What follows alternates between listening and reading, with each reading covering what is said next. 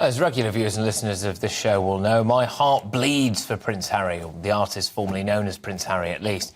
But can you imagine if he were to receive just £500 in compensation in his phone hacking case? Well, Mirror Group newspapers, who Harry is suing, has told the High Court that the Prince should receive just £500 in compensation because he was not a victim of phone hacking.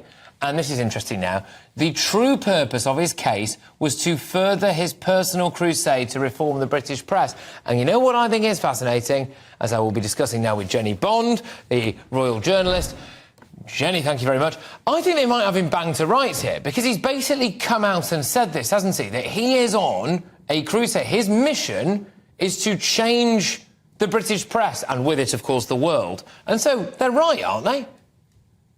Well, they're right, absolutely, and that is his stated mission. He does want to do that. It's a very grand ambition, I must say. But Harry also believes that the Mirror hacked his phones. Obviously, over the past 6 weeks during this trial, the Mirror Group have vehemently denied that. But what they have admitted is that there was information gathered on one occasion by a private investigator who was paid by the people, part of the Mirror Group, £75 for information about Harry's visit to a nightclub, China White, in 2004. And that's why they say, because this is the only thing they are admitting of the many allegations made by Harry, that Harry should only get £500. That's where that figure comes from. But yes, he is on a mission to reform the whole profession of journalism. Yeah, but would anything be classed as a victory for Harry? I mean, do you think he'd be quite lucky to escape with £500? Well, I must say that the judge has been quite pointed in his remarks that he feels there is a bit of a possible discrepancy, one might say, in that some journalists, namely Piers Morgan and others from the Mirror, Piers was at the time in question, he was the editor of the Mirror at part of the time in question. The judge had said, why weren't they called? He's found that rather surprising. And of course, David Sherborne for the Prince has zeroed in on that and said, absolutely, it's like, it's not so much Hamlet without the Prince of Denmark, it's Hamlet without the entire royal court. It's a gaping hole. So Harry might be in with a shout of winning some of his cases, but the weakness in the allegations that have been put forward by him really seem to be that time and again they were able to say that these bits of information that you're complaining about, that you were at this place or that place, or that Chelsea Davy, your girlfriend, was there and you were photographed when you didn't want to be, time and again, those stories had appeared previously in other papers or had been given by the palace, the information been given by the palace. So there's weaknesses on both sides, and it's up to the judge to decide, and he's going to give his ruling much later in the year.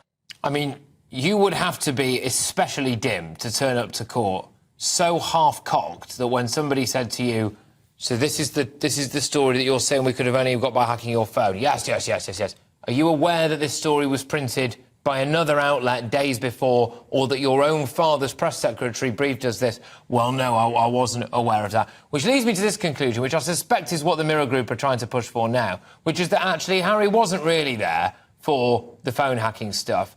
It was more to make a point. And if that is the case, should our legal system be for hire in that sense? Our judicial system, other cases could have been heard then, maybe more important cases. Should someone with enough money to bring these things to court be allowed to just use our court's time in order to try to make a bigger case, do you think? Well, you know, his case was selected to be put forward from 100 people who have allegations against the Mirror. And I think the Mirror have been quite keen to point out that it wasn't Harry's decision to push this to court so much as theirs. So I don't think that your point is entirely valid. I think it's a bit harsh. But I do think you're right in saying that Harry is pleased to have had his day in court. I don't think he'll have other days in court. You know, he's got more cases going on against the Mirror, the Mail or the Daily Mail, and the Sun. I don't think he'll appear again, but he has had his say and his shout, and he did quite well. Honestly, Patrick, he did quite well in court. I think you have to concede that, and maybe he'll feel that is a victory in itself, that he made the headlines, he made his points, but it's going to be a very expensive victory, because if he wins or loses, actually, it's going to cost him money. Yeah, all right. Look, Jenny, thank you very much. I always love having you on the show. Some much-needed glamour and class, actually, which everybody knows I am lacking. So thank you very much. Jennie Bond there, royal journalist. I didn't want to say this to Jenny's face, bless her, but I don't really concede that Harry did very well in court. I think it was like one of those things, you know, when a 3-year-old does like a finger painting and the parents stick it on the fridge and go, oh, that's lovely, isn't it? I think that was a bit like what it was, but there we go.